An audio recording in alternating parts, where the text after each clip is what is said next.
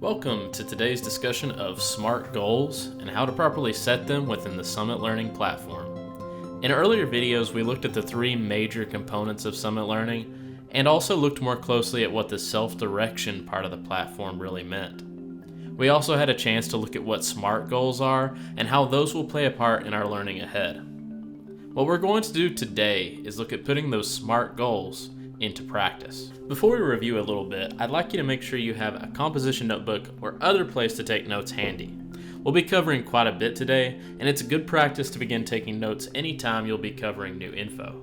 Anybody can set a goal, but for that goal to truly be worthwhile, you need to take it a step deeper. When setting SMART goals, you need to pay attention to these 5 things.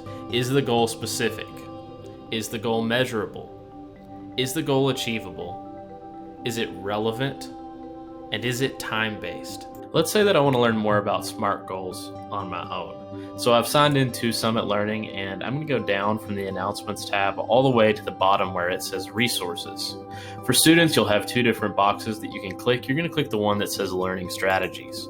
Once you click that, you're going to scroll down to where it says SMART goals. Now, all of these boxes have some great information to help you during SDL time and your projects in Summit Learning, but we want this one for today. One of the resources that page has is this chart that you can go to and click. And I think it's a good place to start when looking at what a SMART goal is in comparison to just a regular goal. So one of the things that I'll hear students say anytime I ask them to make a goal for the start of the school year or for a unit is to say something like, I want to make good grades. The problem with that is it's not very specific. You're not giving much detail when you're going into that. A more specific goal would be, I want to have a 93 average in science by whatever the date is. Be specific, and you're going to be more likely to actually reach that goal. The same goes for measurable. You can show evidence through that goal being measurable.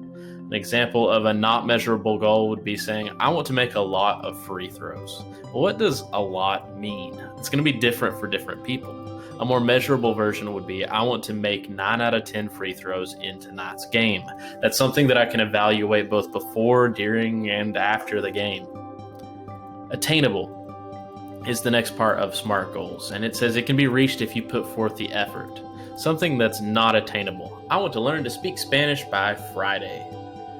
No one is capable of doing that. There is not anybody who is going to be able to learn an entire language and become fluent in it by Friday. A more attainable goal would be, I want to learn 30 new Spanish vocab words by the end of the second quarter. That is something that is attainable. So think of something that you can actually get if you try hard. The next is relevant. It relates to the area you want to improve. A not relevant goal would say, I will dance for 20 minutes to become a better reader.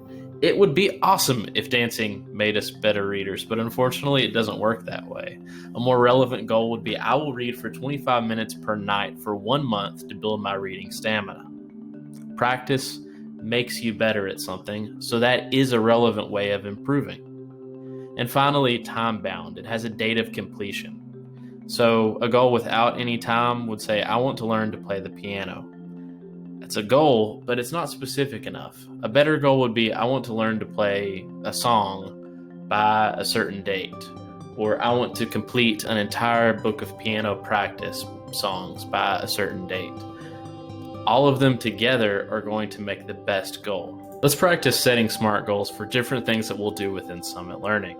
So the first thing that I need to do, let's say it's SDL time and I'm working on my power focus areas, and I see that I'm working on reading strategy 6 because my line is moving through it.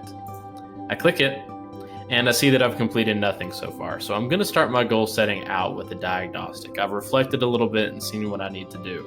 I'm going to go to the weekly tab where I can complete my goal setting. I'm going to go to today's date, and I'm going to click reading strategy 6 and try to set a goal that's also a SMART goal. So my goal is going to be, I'm going to pass the diagnostic assessment by the end of the day today. So now we want to check and see if that goal that we set is actually a SMART goal. So we say pass the diagnostic assessment by the end of the day today. Is that specific? Yes. We want to pass specifically the diagnostic test. Is it measurable? Yes, we can tell, did we pass it or did we not pass it? We'll be able to tell that when we complete the diagnostic assessment. Is it achievable? I think so. For most of us, we should be able to complete the diagnostic assessment in one SDL period if we go back and do it at least a couple times. Is it relevant? Yes, this is the first thing that I need to do to be able to complete my power focus area. And is it time-based? Yes, I've said that I wanted to complete and pass the diagnostic assessment by the end of the day today. So let's say that I'm struggling a little bit with the diagnostic. I've taken it a couple times and I've still not been able to pass it. One of the cool things that Summit Learning does is it shows you the areas that you're struggling in. Maybe I don't know what SOAPstone stands for, talking about reading strategies. If that's the case, then it's going to show me the area where I'm going to be able to study and give me a list of resources I can use to learn about those different things that I don't perfectly understand. Because of that, I can go back to my goal setting and change it to be the way that I need it to be. So let's say that I've set a couple goals for Objective 1 because I am really struggling with Objective 1 in that diagnostic assessment. I've set a goal to take Cornell notes using 3 resources in Objective 1, so I'm pretty specific about that. And I'm making flashcards for the key terms I am unsure of. I don't know what SOAPstone stands for, and I don't know what a dialectical journal and a T-chart are. So I'm going to make key term flashcards to help me study for that. So let's say maybe I spend a little time doing it and I can check off that I've studied those and I feel confident. And then I go back and I pass my diagnostic assessment. When I've got those, then I probably want to make a goal coming up for that I want to pass the content assessment. The content assessment is how you finish a power focus area. You'll request to take it with a teacher, and then that teacher will either give you the go-ahead to do it or tell you that you need to take a little bit more time studying. And when a teacher gives you the go-ahead to do it and you complete it, you'll get a score kind of like you would in the diagnostic, and that will tell you what you need to go back and study. So think of this page kind of like your daily planner for each of your different classes. Your review will have all of your core classes listed on there, as well as any goals that you've set. As you're going through and setting goals, remember to be flexible. You can move those goals around.